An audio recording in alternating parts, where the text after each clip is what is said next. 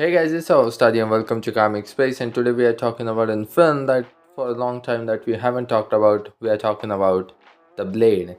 And like always, Blade has been a topic of a chatter for the longest time now, and the Daywalker's debut just has been on longing. So, in major update breaking up about how Marvel Studios is moving with Blade, with all of the major changes have happened to the script and how they are perceiving the Blade's reboot, because the film that we are going to see on the big screen is going to differ a lot from what the original plan was for the Blade reboot. So our today's update is coming from Daniel RPK, and again, if you have been following our channel or have been part of the rumor mill, you know that Daniel RPK has a quite a great track record, and we like to give him a lot more reverence than any other industry insider. So as you went on to state that the Blade will be set in modern day now, as it will tie into the Midnight Suns project. Michael Green has wrote the final script for the film.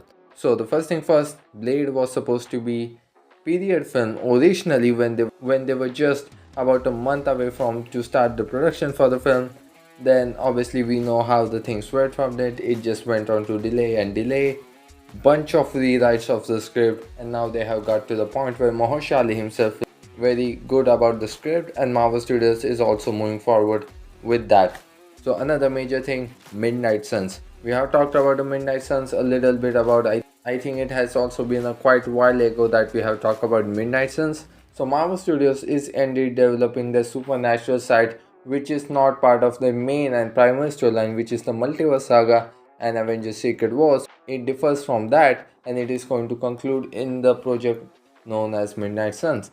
Prominent names being Moon Knight, Blade, Black Knight, Scarlet Scatter probably, Werewolf by Night, and all of those guys.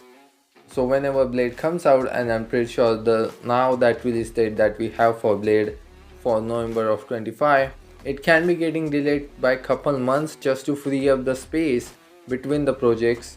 So even if it does get delayed furthermore, I don't think so there is nothing to worry about it. Blade is looking to be on the track as well, so which is great.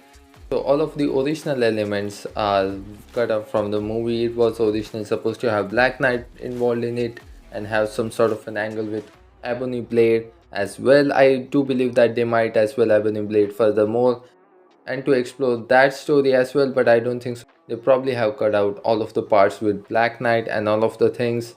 So Lilith was originally supposed to be the main villain of the film, and which also seems to be the case as well now, because they're still moving forward with the same characters, but they obviously have changed the timeline to the present now, and they're going to start exploring the mythology of Blade from that. So as this update gets furthermore clarified, as this is coming from Casey Walls, and again another trusted industry insider, as you went on to state, this explains why production crew were abandoning sets. Few months back, the production crews stopped working on the set that was based on the script that took place in Louisiana in the past. So it does means that Marvel Studios were looking forward to that aspect very much, and they had started building the sets, and they really were into the production gear with the Blade, with that script. But again, obviously Blade just has been something, and again, and Mahershala Ali is taking Blade very seriously, and he has been involved with Blade with all hands on, and Mahershala Ali and Marvel is not going to move forward until they are confident with the script, because a lots of major changes have happened with the script, because Marvel Studio haven't got to the production yet where they're going to have camera setup and Mahershala Ali on the set. We know that they were building sets, but again, that is all of the pre-production stuff that we are talking about, because again, the script is the way Marvel Studios has been kind of cornered down for a while. But again, it looks like Marvel Studios is feeling confident and they're moving forward with the Blade. And another very interesting thing that has been going on in the rumor mill for a while now, and that is that Wesley Snipes could possibly coming back as Blade. It is still very unclear, will it be in the Blade film or he will be making a special appearance in all of the multiverse shenanigans that we have going on.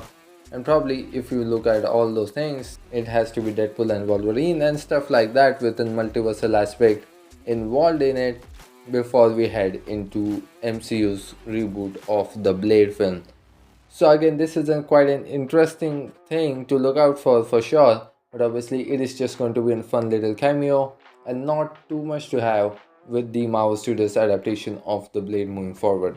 So another very great thing that is Marvel Studios is doing, that is going to be Marvel Studios' second rated R theatrical project after Deadpool and Wolverine. Alongside with that, they're also developing Marvel Zombies, which is also supposed to be a rated R animated project, but again it is still there, and Marvel Studios is looking very confident with to explore the rated R genre more with Deadpool and Wolverine and Blade. So again, all in all, this is a great news and it is always fun to talk about Blade.